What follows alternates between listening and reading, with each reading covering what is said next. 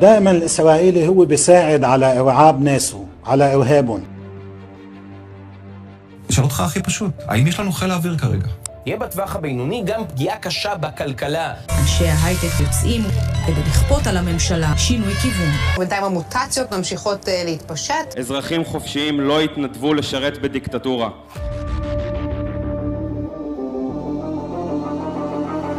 هو أصلا بيساعد جزء كبير من الرعب والخوف الذي يطال سكان بسبب الإعلام الإسرائيلي، إنه هو بيضخم الأمور بطريقة.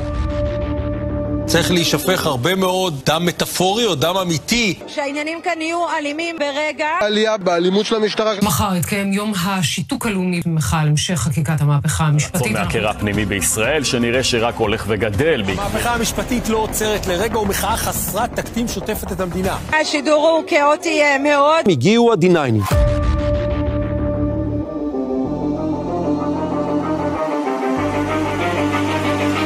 ومخمن عم يعمل علينا حرب نفسية وعلى ناسنا بيطلع عم يعمل على ناسه.